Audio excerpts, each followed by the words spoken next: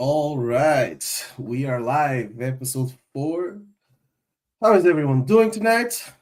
So, if you're like me and you live and breed reptiles, we aren't here for the clicks, the viral trends. We're here for the passion. And that's why I started this show, because I wanted a place for the real keepers and dedicated breeders to finally have a community within Europe where we can talk shop, share tips and tricks, and basically deep dive into the hobby that we love. We're doing it with one single goal, which is sharing the passion that drives us. Every week, we're sitting down with some of the biggest legends in the game and some of the newest up-and-coming prospects. My name is Roger from Pappy's Premium Pythons, and this is Pappy's Premium Pod. Ladies and gentlemen, get ready for a true masterclass. And today we are joined by a man who has spent many years in the reptile scene. He is an architect of the dark side, a master of transformation, and a visionary behind some of the most sought-after projects in Europe. You know the name, you know the quality, I'm sure you know the logo. Help me welcome a man whose passion for these animals is as deep as his history in the game. The one and only Albert from Morph Shaman. Hey. What an introduction. Have to live up to a lot now. Oh, come on, man. Come on. It's well deserved. It's the way I see it. Oh, thank you. Appreciate it. So how are you doing tonight, man? How's things? Good. I just I just got back my sense of smell. I was a little bit under for the last couple of weeks, but getting back into shape a little bit. Very good. Very good. COVID, well, let me COVID is a say bit. in the Sorry? comments. Let me just quickly say hello to the comments. We have Andy, Hey, Andy. like our number one fan, right? He's here all the time, every time.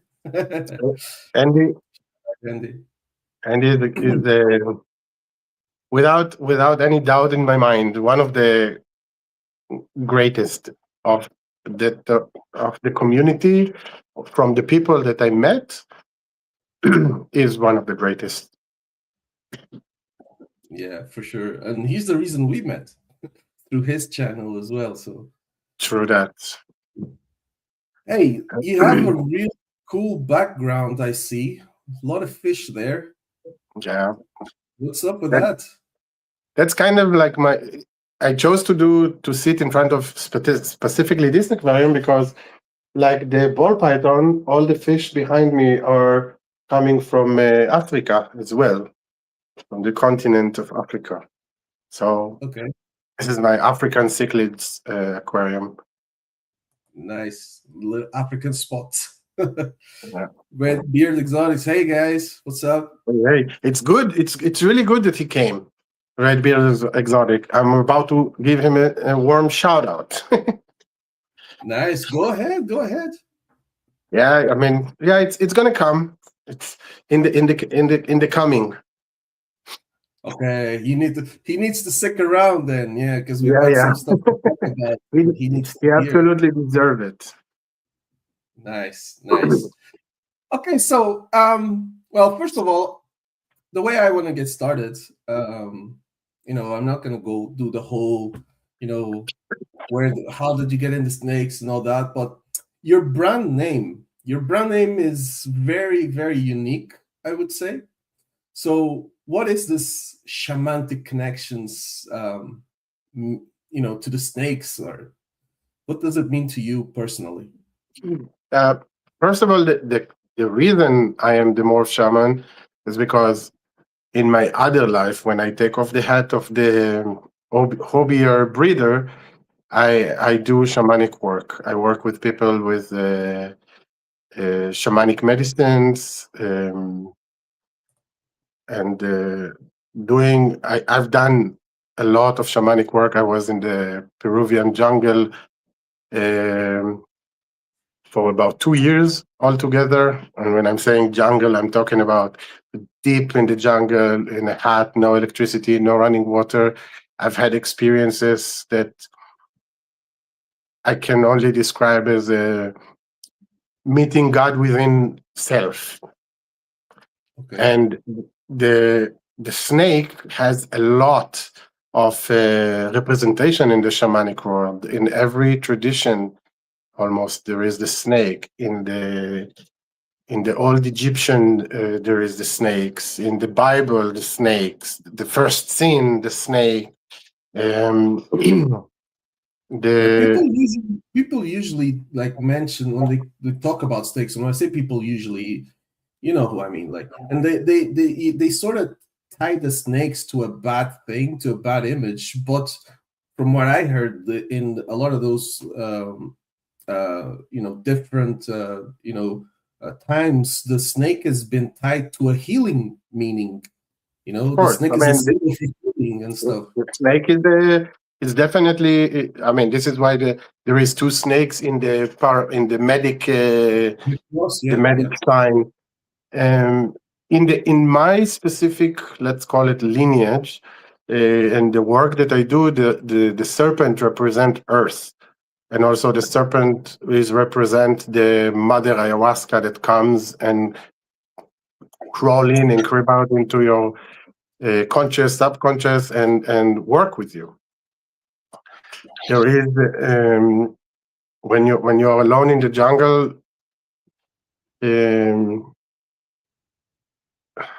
I have kind of a funny story about it. Where I was in the jungle, it was in the area of Iquitos. It's about 40 kilometers from Iquitos, deep in the jungle. And I've done something that is called dieta. I was 35 days in a complete isolation. I was, in a really, it's a raised platform with 6 poles, mosquito nets, and a roof. That's all. Bed, table, chair, and no electricity, no running water, and it's really allowing yourself to meet and to go deeper into yourself and meet yourself, like you're crossing the wall of boredom. Like you're bored until you're going to the other side.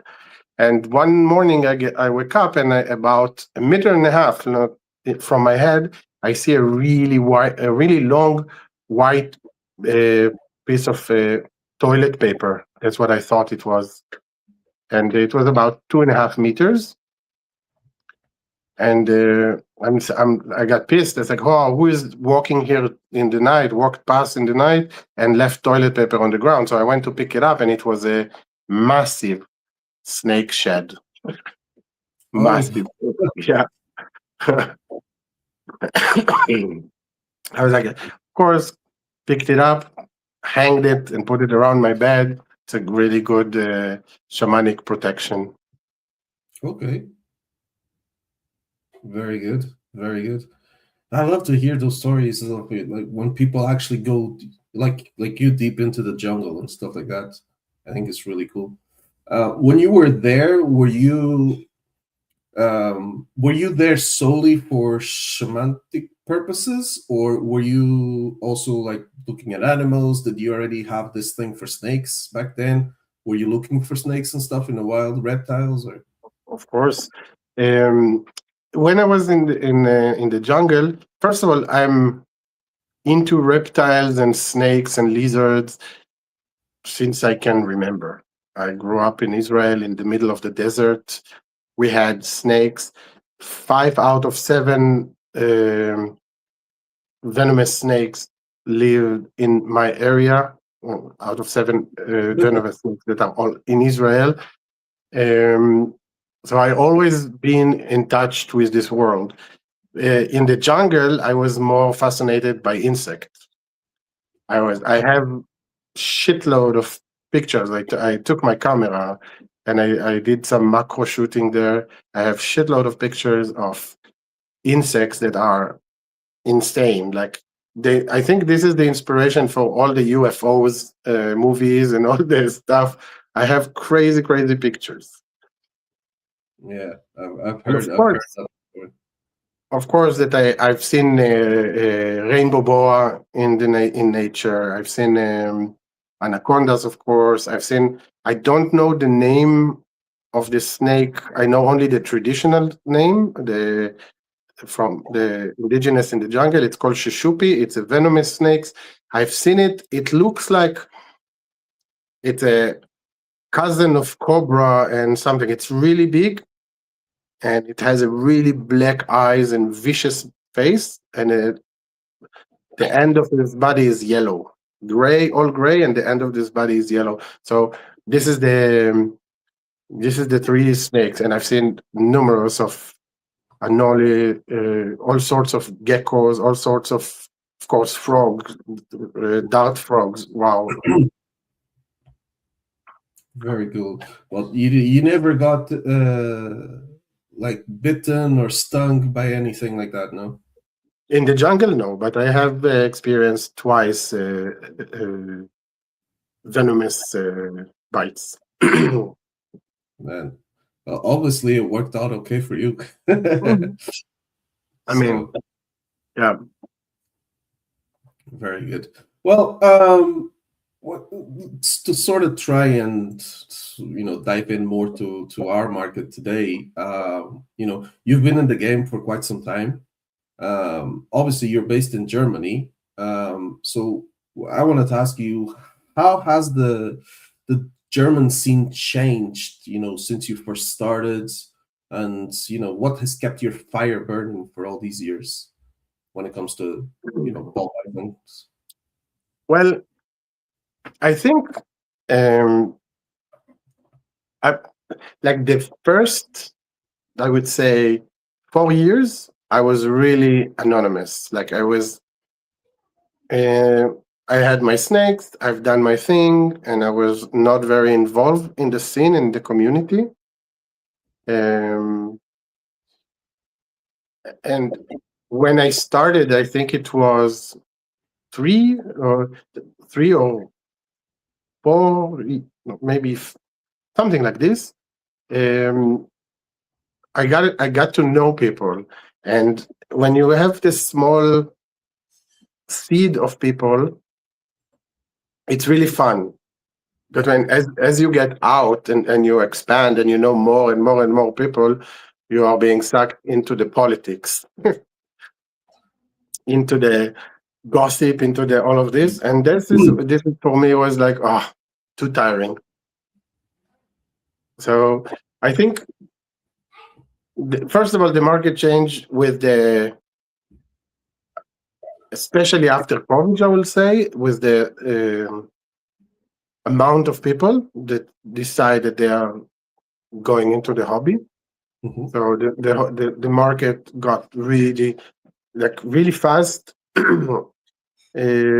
saturated with people, and not a lot are on the same page in terms of how to keep ball pythons or any snakes in this matter.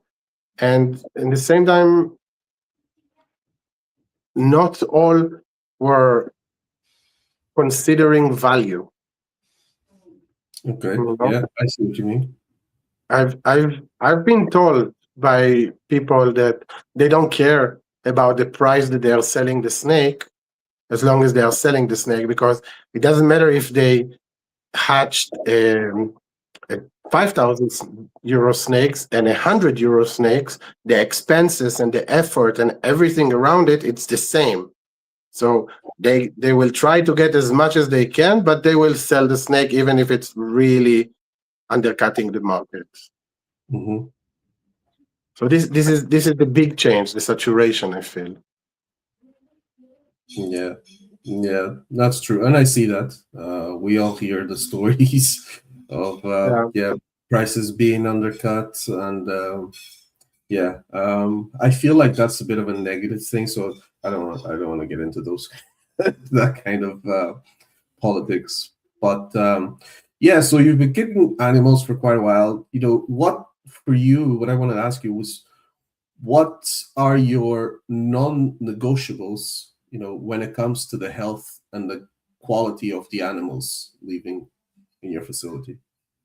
That's a great question, because when I started with ball python specifically, I wasn't aware too much about a lot, and I said, okay, if I'm in Germany because of the weather and I'm going to start with a small group of snakes that are not very expensive or not expensive at all. And I see if I'm into it, and I see, and when you buy from a lot of people, or from people that the goal that they have is not quality or not well-being, you get poor quality. And I developed my standard, I would say, and I think I would, when someone is trying to get a snake from me, I will inquire a little bit about who I'm giving a snake. I will do a little bit of research, kind of like check their morph market, check their Instagram, kind of like a little bit spy detail. And in terms of health is especially this in my case is a really important thing.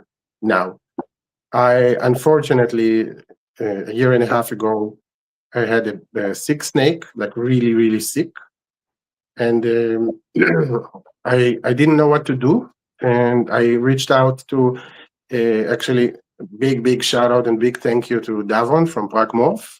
He was so patient in giving me info, sending me materials that I needed. He was like really big shout out and a lot of love to him. And did you get the six snake from him? I showed him pictures and I sent video for the snake, and he said, okay, it's potentially NIDO or serpentovirus, the way it should be called today. And I sent through his guidance, I received a really big gift, which I imagine that we will talk about in a moment. And I had to test a lot of snakes, and while I was trying to figure out a way to bulk test my snakes, I was approached by a vet. I think we are kind of like already gliding into the NIDO issues. That's my next question anyway. So keep going. And then I got reached out if I'm open to participate in a study about NIDO, and of course, this is my thing, like to do something that not just benefit me, it's benefit the entire community. It benefits a lot, and also the opportunity to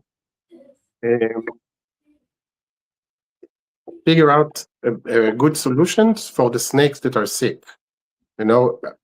Unfortunately, of course, I had a couple of snakes died from NIDO, and for me it was heartbreaking.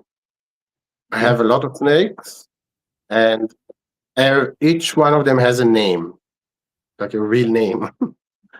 And I know their names. I know like I know their head stems. Like I really learned the snakes. Like if all of them gonna go in the room, I will know each one to where to put it back. Yeah. So it was really heartbreaking. Looked that, and it's not about an expensive snake versus a cheap snake or a snake that the genetic is not valued. It's about a living creature. It's about animals that I chose to bring them into my care, and it's a sort of a fail. So absolutely. So that led to starting a study about the original thing was about vertical transmission, which means that to breed positive snakes and then examine the eggs. Which of course I agreed.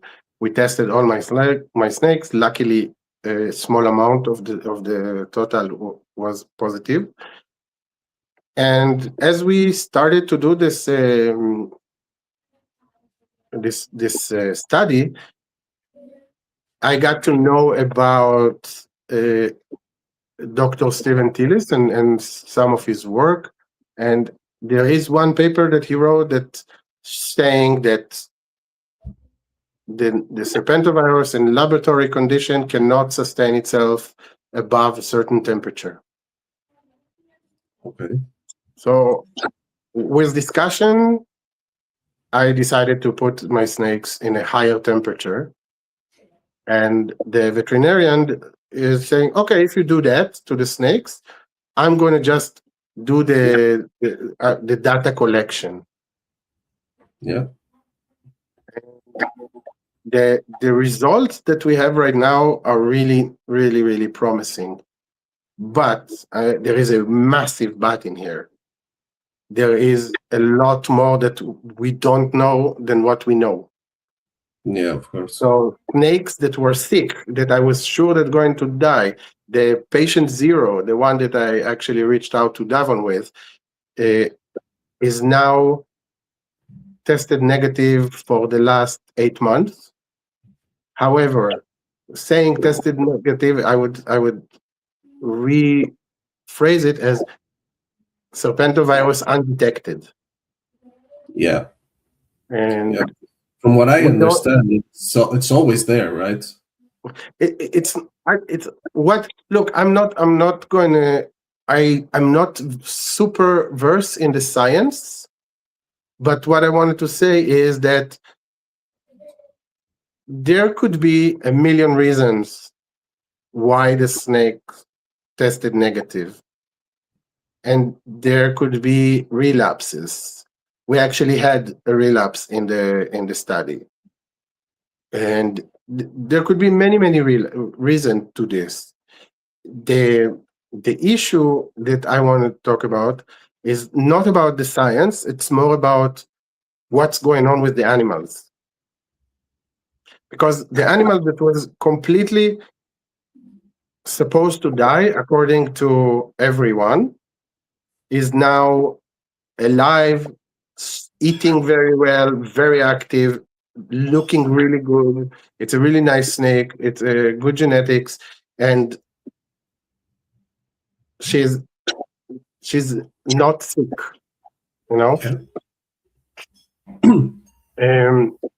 So this is for me the main thing. It's about reduce the suffering of the animal. This is my point. Like, at the end, when we finish all the tests, all the data collection, and we're going to test it for a long time from now, we're just in the beginning.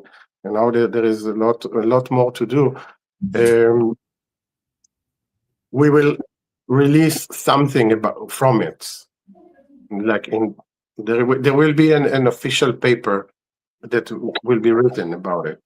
But right now, when I personally say promising thing is that, first of all, if you have a snake positive with NIDO, don't kill it. absolutely don't kill it. Yeah, because this is the problem, right? People are testing their snakes, it comes back positive, they just throw it in the freezer, they don't give it a fighting chance. I just want to give you a little anecdote about throwing it into the freezer. It's illegal in Germany. If you do it, it's animal abuse.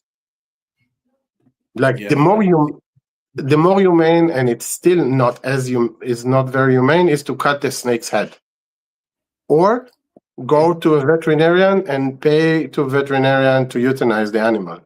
Putting it in the freezer, it's not like, imagine it's like it's horrifying. Like, for me to think about it, I had snakes that really, really, really, like, we didn't know what to do with them, and they told me kill them, and I said, I can't, sorry. and they were there, and most of them, only 2 died from the entire my entire collection. yeah, Uh, and all the rest survived, thrived, eating well, clean mouth, not showing any symptoms, very active, breeding. Of course, the group that tested positive, they are isolated because we don't know. yes, But of course. Enough. they can be still be viable animals, and you don't want to breed them, offer them as pets with full transparency. This snake cannot be with other snakes. It might relapse, but not killing them. And I'm saying, we are going to do at least another round of the study. So if people watching this and they have NIDO serpentovirus positive snakes, they can reach out to me and we can talk about it. And I will take the snakes. I will take these snakes. Yeah. So do you want to get into numbers a little bit? Like, you're doing the study. This is all at your facility, right? Yeah. Yeah. So that's what I thought. So how many snakes are we talking about? Right now, the first round, which is my snakes, I have 10 snakes that tested positive, and and in the second round we have about 40 snakes. Okay. And yeah, how many of those are still? But I mean, I'm sorry. So 10 snakes in total. Okay, so 50 snakes in total. And out of these 50 snakes, were they all like? They're all sick and terrible. The 40 that arrived, there was a woman with a full collection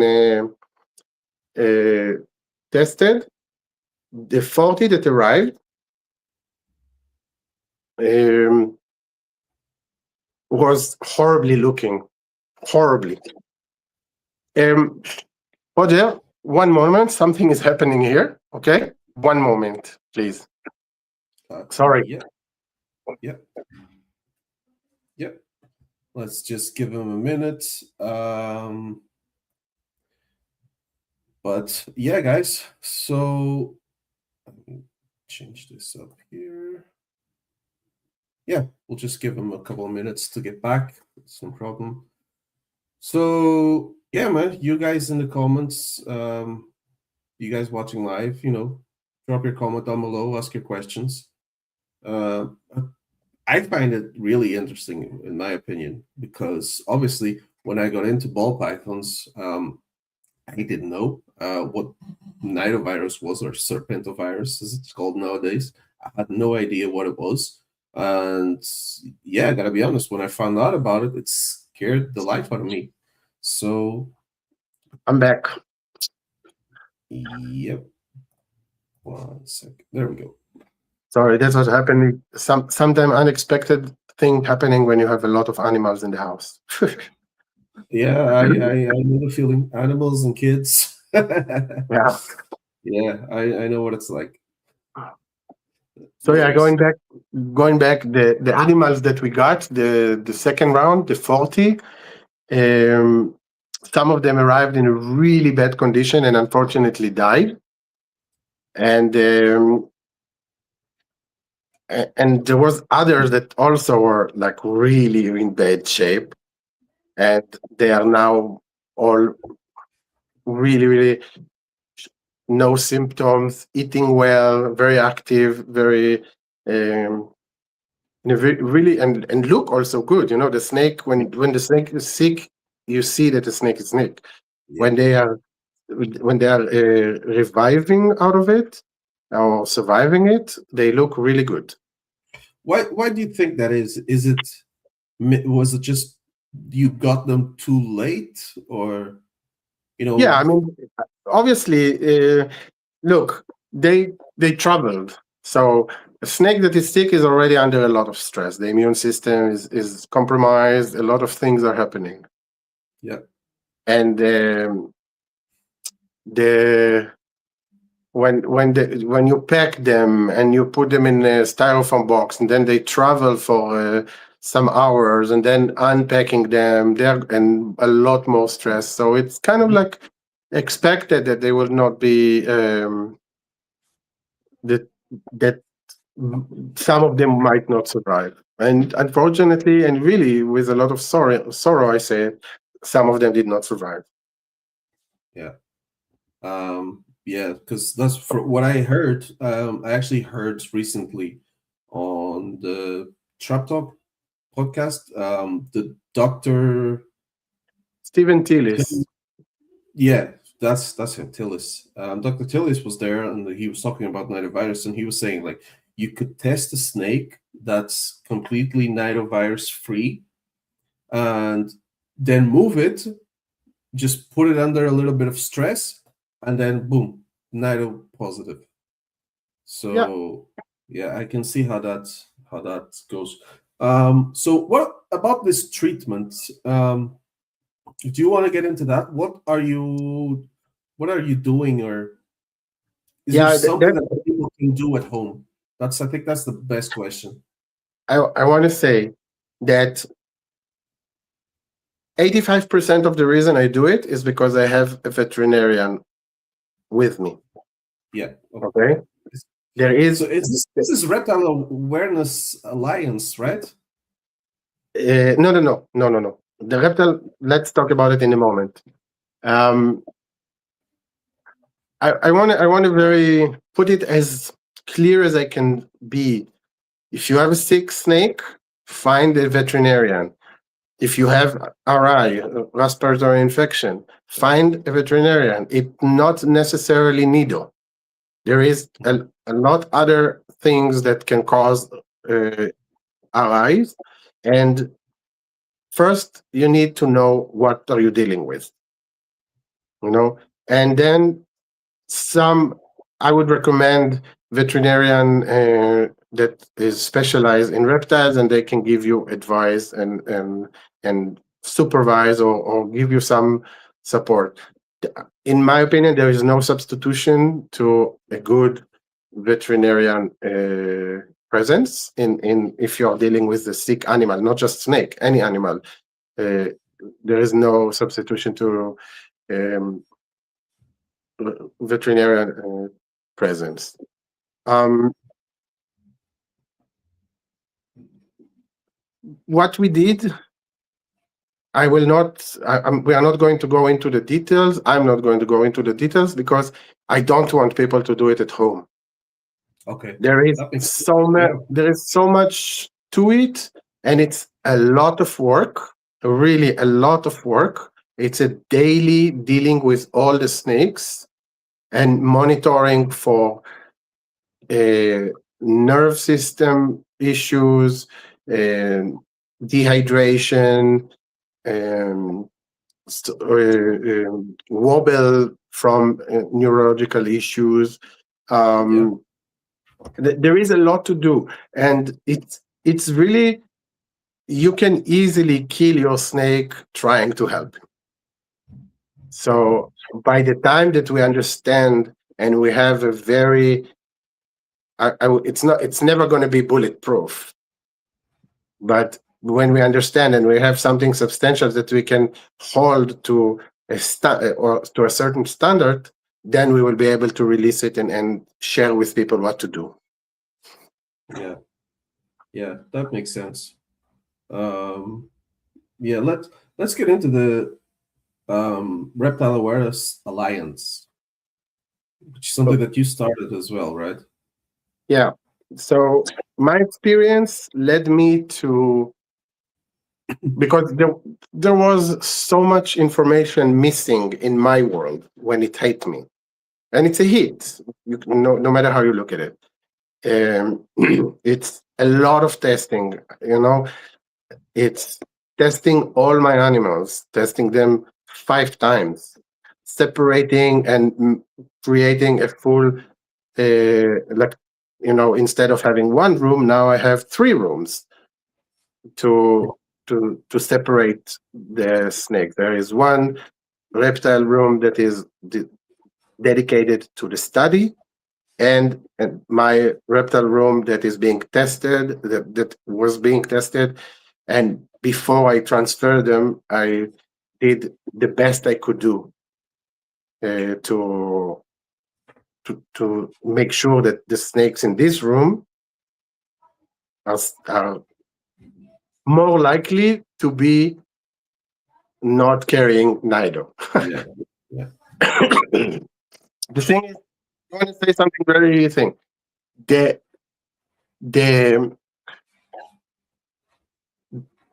is a very small chance that, like, it's more unlikely than likely that there is a collection that is 100% NIDO free. Mm-hmm. If you bought an adult snake in your entire growth strategy, let's call it, yeah, that's already that took you from the 100%. The only way to have 100% safe, NIDO-free or serpentovirus-free collection is when you take a bunch of snakes, you breed them, you take the eggs and you put them in a different room, incubate them in a different room, and start a whole new collection with extreme biosecurity. Like, nothing goes into this room that doesn't belong into this room except of the person that works there. When he goes there, he's going with a set of clothes.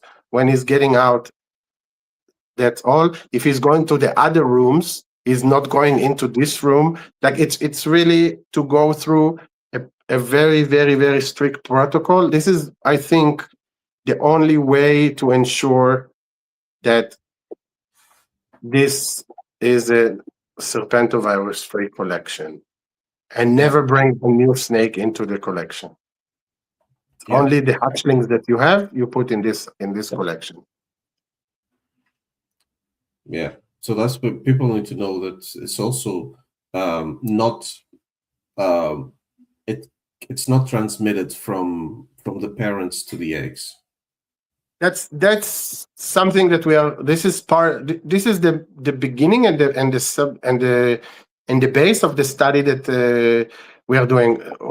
Robert Mosbach, the veterinarian that is coming here, he's the one that he's writing his PhD dissertation about the vertical transmission, and so I am breeding a positive pair for him. So when they have eggs, he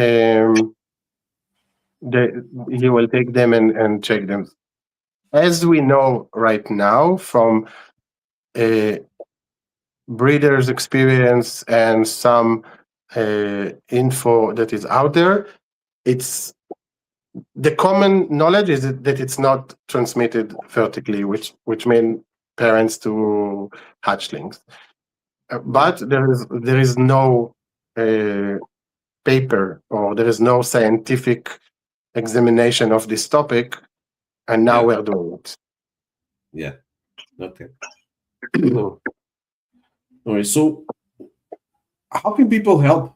If people want to help you in your study, how can people help?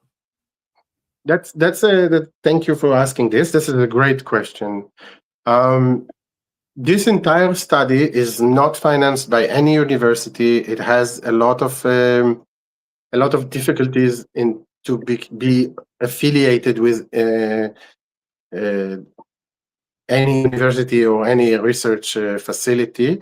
However, the data that is being collected is going to be published as a paper that will contribute a lot to the community.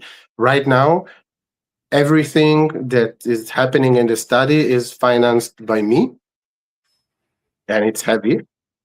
So donations in terms of feed, in terms of equipment, and actually we are in the verge of entering into a new.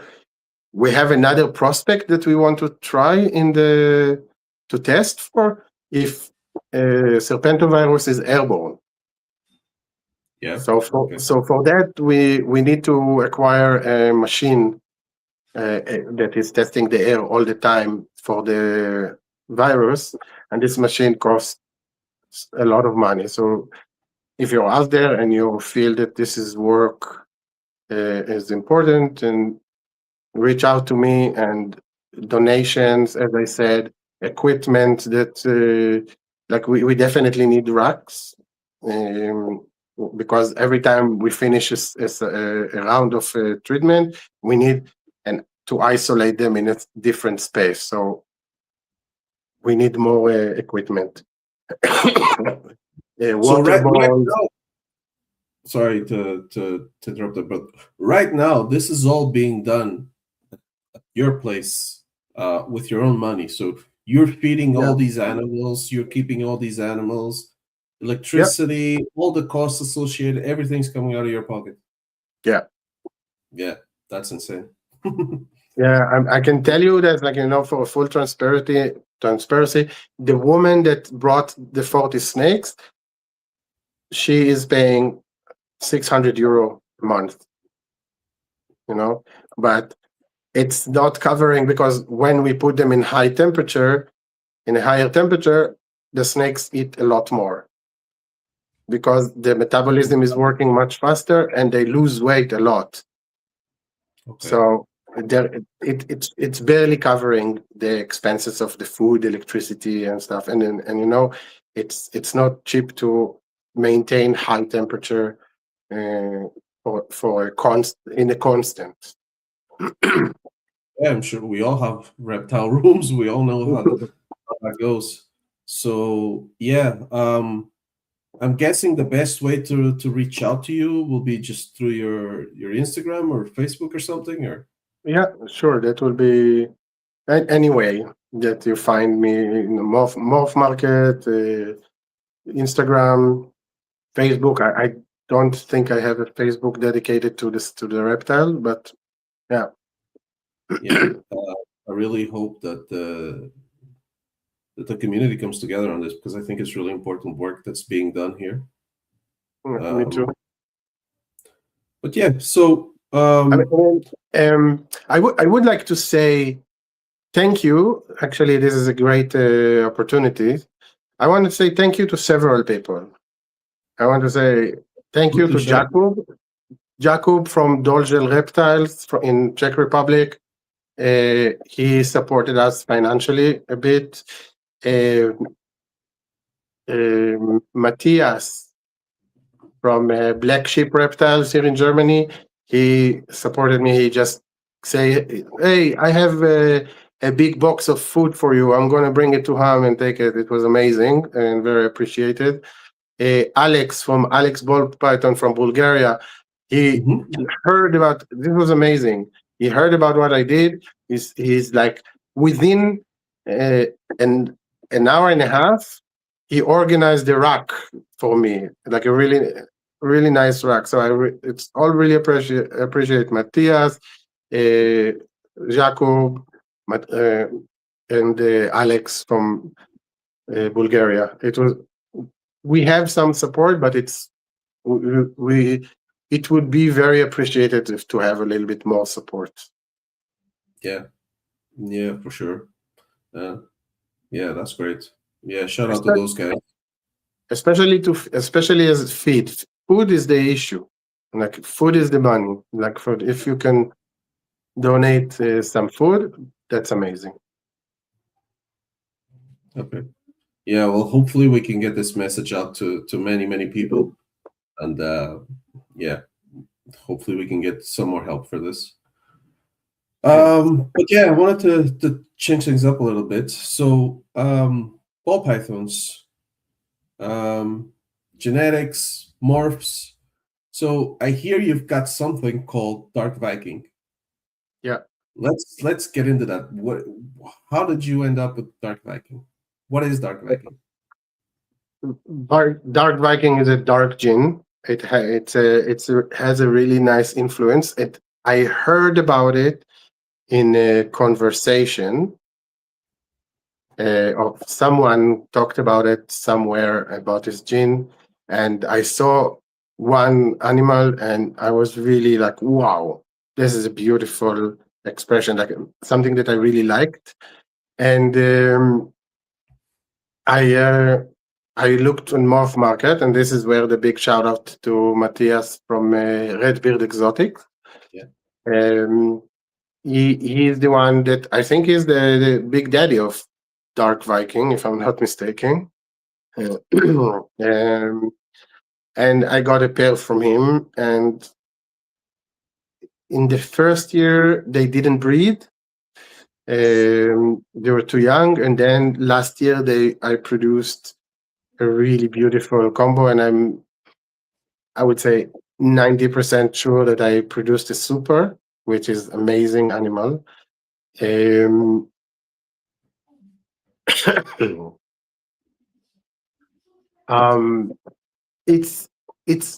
comes to expression with a really dark dorsal, mostly dorsal line, like, and it's kind of like dripping into the sides, and then depends on the other gene, the influence is changing.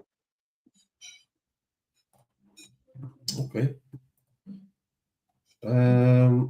Let's see. Do you have any photos of it on your? I'm sending you now. Give me a moment. I'm sending you two of the hatchling of this year. I sent.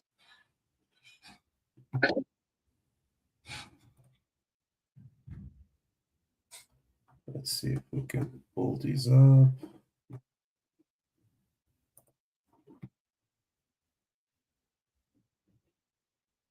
Yeah, this is a bit on the slow side today, but let me see if I can.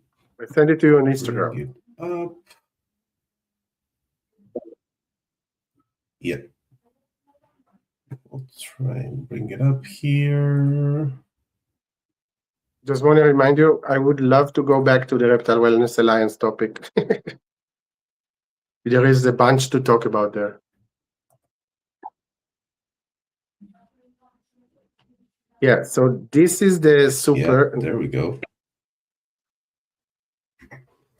I think this is the super. I cannot see it on my screen.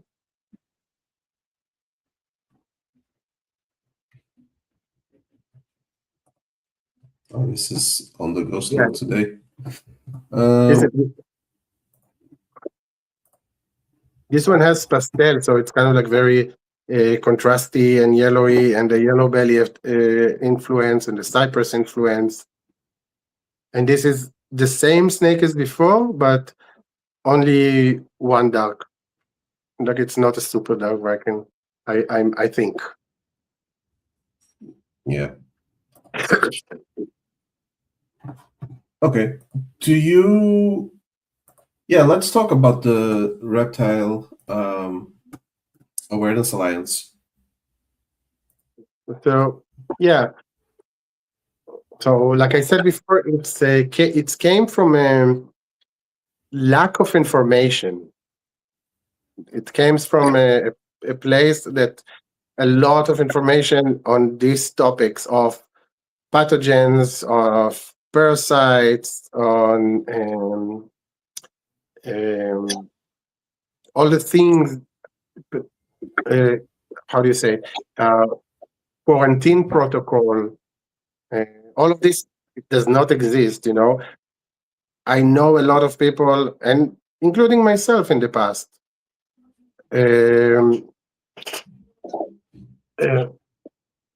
Buying a new snake, immediately introducing him to the general population of the collection, and I was lacking this information.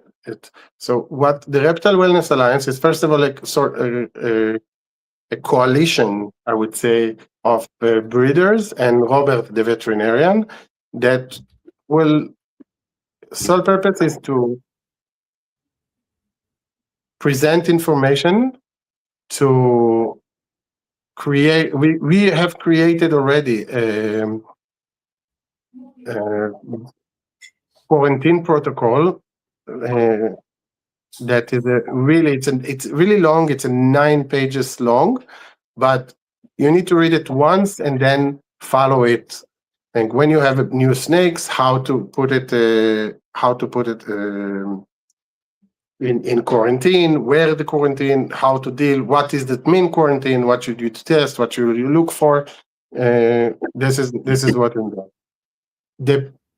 Right now, the core members, I would say, of the Reptile Wellness Alliance is Andy from Salatarin Reptiles. It's Matthias from Redbeard Reptiles. Jürgen from Pro Herper, that you had him, I think was last episode. Huh? Yeah, last week. He was here last week. So Jürgen is a part of the team, and Robert, the veterinarian, and myself. We are very, very slow because all of us are super busy, and but it's slowly forming. Right now, if you want to go on the website, you could get the quarantine protocol and our vision. And my dream around it is to be able to create some sort of a body that collects funds and collects He's saying you will say his name correctly. Send it to me in a voicemail so I'll know how to say it.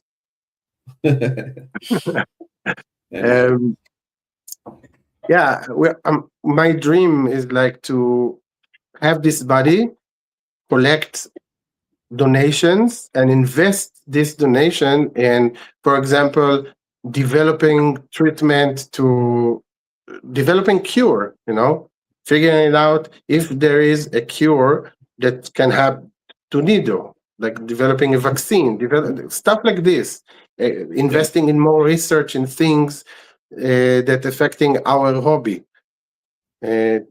understanding the other side of this hobby, the biological, the genetical, like investing money in this, so we have more to offer to the reptiles, like in terms of care, well-being, health. This is the big dream.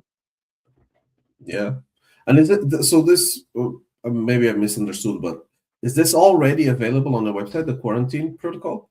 Yeah, and soon, very, very soon, there will be a very informative page about serpentovirus, NIDO.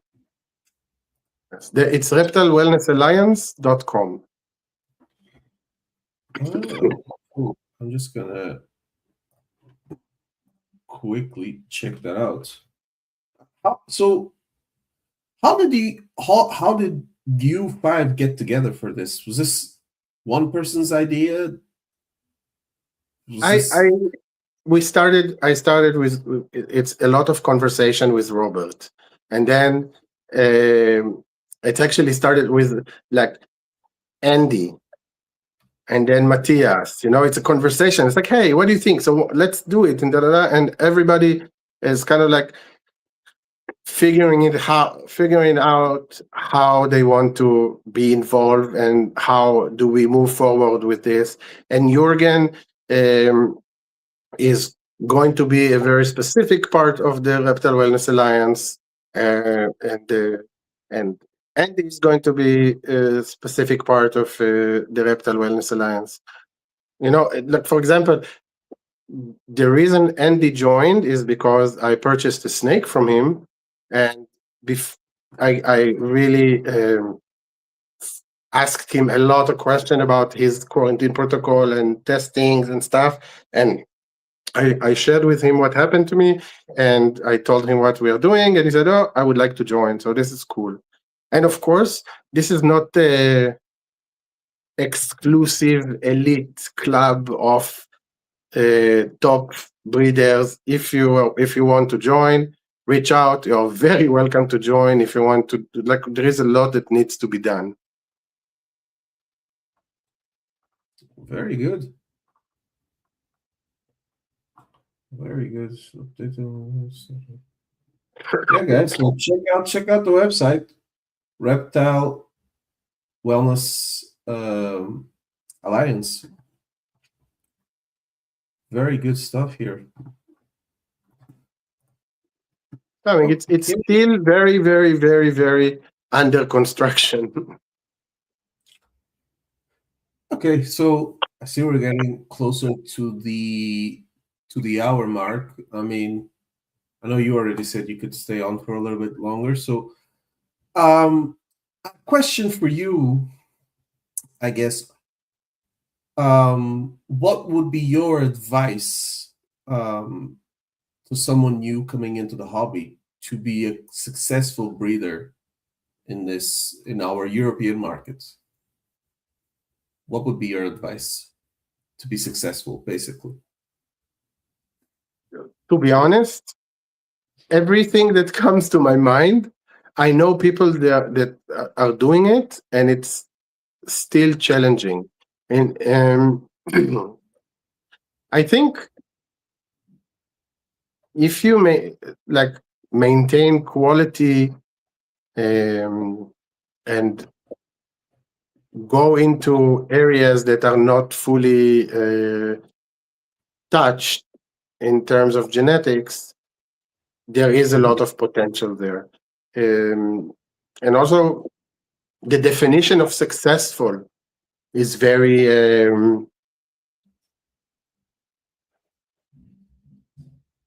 the definition of successful is very different in I think in my world. And like some people will say very successful is making a shitload of money and selling snakes constantly. And for me, the success is to get the hatchlings I want. Like I'm pairing and I'm kind of like praying to the odd gods to give me this snake, and I'm getting it, and this is very satisfying. So this is very success. This is how I would say success, personally. Yeah, it makes sense. That's what people need. Yeah. What was your best moment or highlight for 2025? In terms of ball python, it could be personal. It doesn't have to be ball python specifically. Easy. The birth of my daughter. Nice. Very easy. This is the creme de la creme, pic de la pic. The birth of my daughter, Aya. Very nice. How old is she now? She is about 7 months. Yeah, okay. 7 ish. Yeah. Yeah. Very good. Exciting times. Do you sleep well at night? It varies. It's a soft spot. Yeah, for sure. Okay, so 25 out of the way. What about 2026? What are your biggest goals and objectives for 2026? um, I have um, I have a bunch of pairings in terms of ball pythons. I have a bunch of pairings like a bunch of females that now they are of weight and age, and I have a lot of really interesting and not very talked about genes, or not very tapped genes that I'm think I have a sort of a dinker that I'm breeding this year, hopefully to prove it's a gene. So there is a lot of things kind of like bubbling in the background. There is a cooperations that Andy and I we're having a sort of a collaboration. So a lot of things can Nice. positive Love to can see it. happen. Yeah, love to see it. Nice. Yeah. Um, what what what is your favorite gene to work with? Um,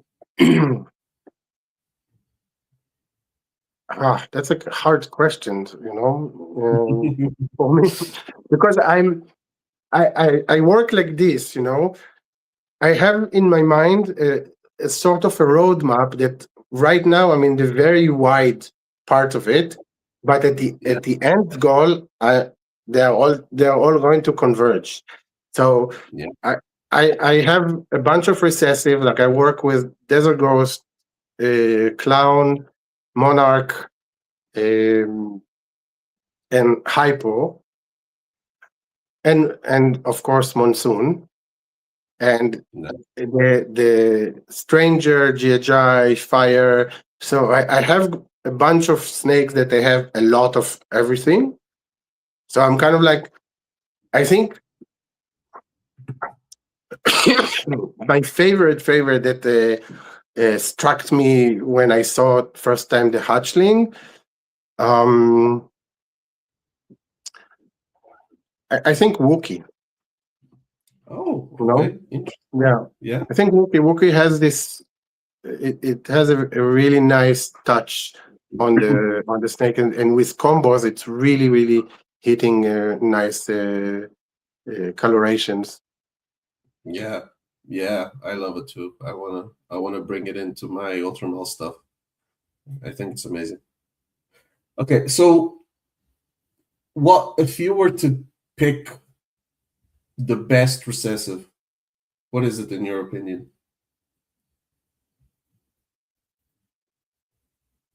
Another hard question.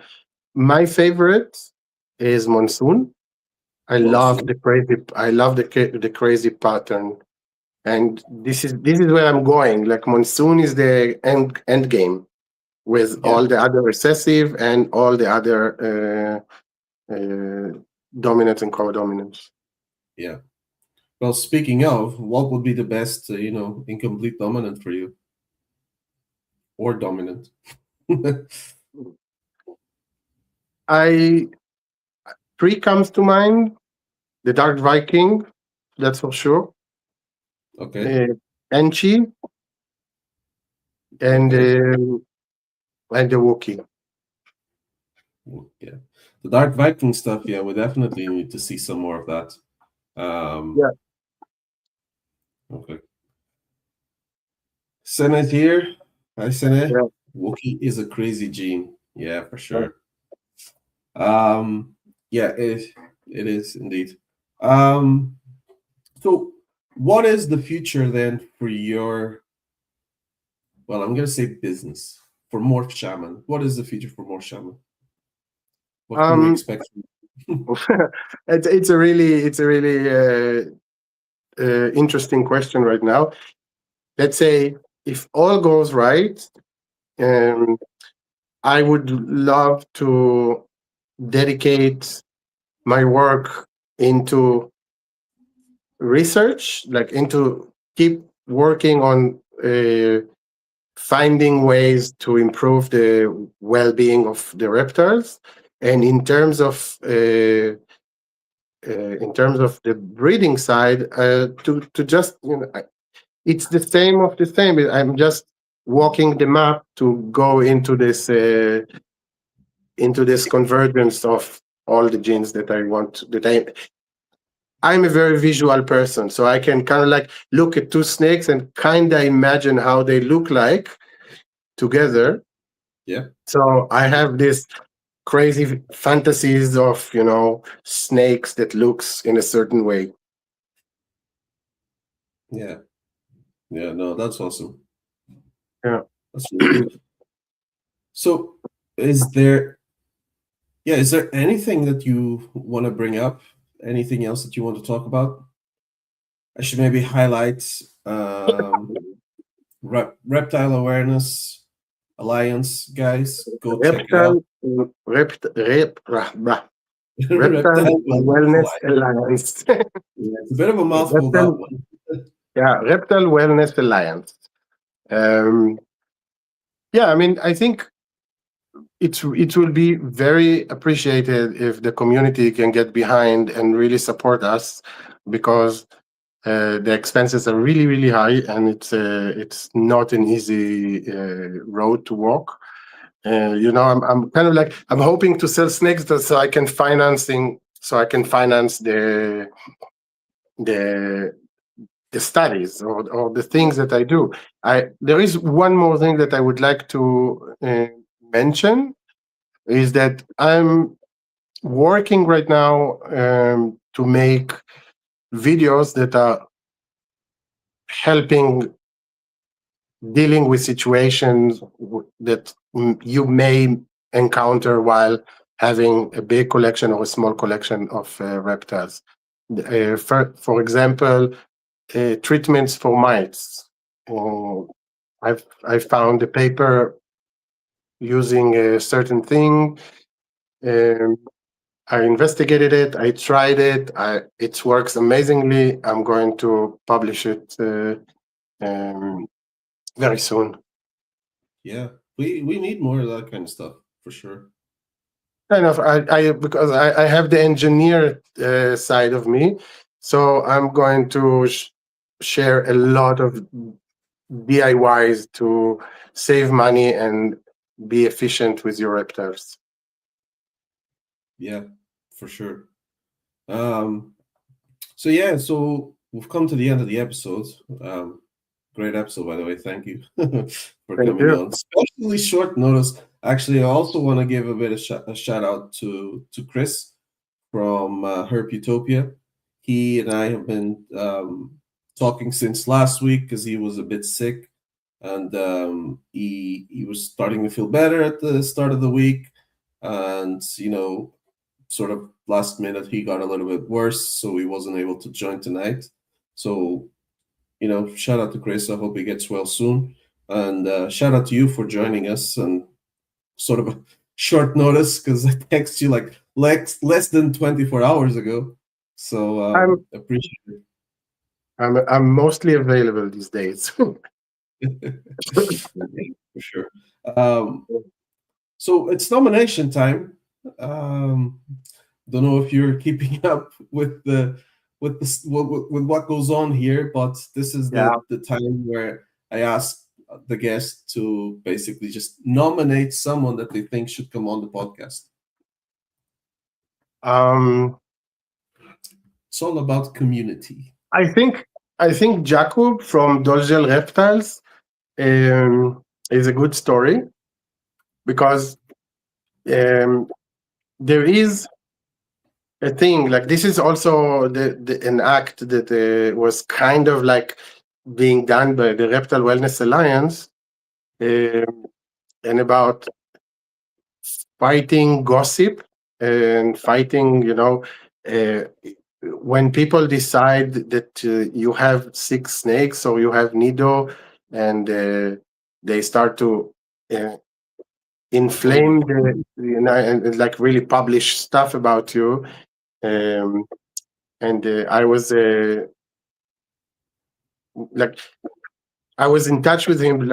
I sent him a message because a lot of people told me he has NIDO positive collection, and I reached out to him and he said, we offered him something that I will personally go into his collection, and we designed the testing strategy. We tested around, if I'm not mistaken, above 100 snakes from his entire collection, like from random places. I was the one, I had full authority, random places, everything I wanted, and every snake I wanted to test. He cooperated, he was amazing. And at the end, he had one snake positive that was still in quarantine that he got about 2 months before in Verona. Oh, So basically, this whole, like, this is what in Hebrew we say, from bitter comes sweet. So a lot of people are blaming him for doing this, and I go, and his entire actual collection test, like, nothing detected. There is no one snake detected with the serpentovirus, but the one snake that he was about to introduce into the collection was tested. So basically, we saved his this gossip saved his collection from getting it. yeah. I mean, yeah, you just never know, right? You just Yeah, never know. I mean, it. Look, people will get NIDO. People will get serpentovirus. We need to stop demonizing it. There is a lot of things that you can do to support your snakes. Soon there will be even more. Don't kill the snakes. If you don't want to deal with it, reach out to me. I'll deal with the snake. I'm happy to take snakes from people that want to kill them. Like, don't kill the snakes. I will figure out how to rehome them. I will figure out how to deal with them, but don't kill them. And if you get it and you have a lot of issue and you want to sort it out, talk to me also. If you have a big collection that is mostly positive, like this woman from Germany had, she spoke to me. We figure out something that can support her and also cover most or some of the expenses. But don't kill snakes. It's really like, people told me, yeah, they put them in the freezer. It should not happen. This is terrible, and I'm very. I hope these people that freeze snakes will get caught and get punished. This is a. Yeah, for sure. So no, I just wanted to highlight again a comment that Andy had said, so that he wants to make sure that every keeper and breeder knows that NIDO exists to prevent spread it and unnecessary deaths. So again, that's the reason why he joins. I'm telling you, so many people that bought from me snakes or got from me snakes, I spoke to them and talked to them about NIDO, and I'm not hiding it. I know that the collection that I have separated, I know that is 90%. Okay, this is very close to the top. There is no 100%, and if someone will tell you that is 100%, I don't believe it. Yeah, it doesn't exist. It's impossible. It's tested 100% negative in this point of time. because even the tests are not 100% because there's that many different strains of the virus that Exactly. you can test one of the strains and that's another one. It's not about strains of most of the strains of the virus. There is a lot of other. It could be the same strain, and you tested the snake when the immune system suppressed it a little bit. Yeah. You tested the snake when the virus shedding was not in the peak, so there was not enough DNA of the virus to be picked up in the test. There is, like I said, many reasons why snake can test positive. This is why you test a long way in time to understand what is really happening in your collection. And when I when people are buying snakes and I'm asking how many snakes you have, 20, 30, and I said, are you aware about serpentovirus, NIDO? No, what's that? That was a little bit shocking to me, and it happened Yeah. several times. Yeah. And yeah, let's hope that the word gets out. And guys, if you're out there and you want to know more about it, if you don't know too much about it, go online, man. Go on YouTube. There was a doctor recently on the Trap Talk podcast. Very informative. It was a part one, so I'm guessing that he's gonna be on there again with MJ. Don't be afraid, man. Go on YouTube, type it out. Listen to the So information. Listen to reach out to Albert. Reach out to the Reptile Wellness Alliance. Talk to these guys because yeah, the virus is out there. People need to know about it, I but want to say it's also not something. a demon. Yeah, go ahead. I want to say something very important that I forgot. The Stephen Tillis is the inspiration to everything I do right now. This is Yeah, it's according to his paper. I adapted I'm trying it on my snakes, and then the result that we got are really good. yeah. And to be honest, I'm not a science person at all. A lot of these sciencey terms I don't understand. But listening to Dr. Stephen Tillis talking on the Trap Talk episode was very informative. I learned a lot of new things that I didn't know about this NIDO virus and stuff. So yeah, definitely check it out, guys. Inform yourselves because at the end of the day, the only way that we move forward as a community is if we share knowledge. So That I think great sentence to end with. absolutely. Well, listen, I'm gonna thank you one more time for joining us. Thank you Um, for having me. I'm gonna quickly say goodbye to these people. You're welcome to stay back if you want. Yeah, yeah. I'm gonna quickly say goodbye to these people. Albert, again, thank you so much for joining, especially Thank last you. minute. We should we should for sure do it again. Sometime. We'll give it a bit of time to see if hopefully you'll bring newer information for us. It's very needed and it's very welcome. So yeah, ladies and gentlemen, Albert, thanks for joining. Okay, guys, so that's a wrap. Um, yeah, a huge thank you to Albert for coming on. Like I mentioned, it was last minute. But yeah, big thank you for Albert for coming on and sharing so much value and knowledge with us today. I knew this was going to be a great episode, and I feel like it was a great episode, very informative. So if you enjoyed this episode, please do me a favor, hit that subscribe button, share this with another keeper. We are building a community within Europe together, and every bit of support helps us to keep this passion alive and to achieve that. Yeah, so you can find more of my work at Pappy's Premium Pythons. I am on Instagram, on YouTube, on Facebook, on TikTok, on Morph Market. So all the usual socials. Hit the like button. Yeah, until the next time, stay focused on the passion and keep those projects moving. Pappy out.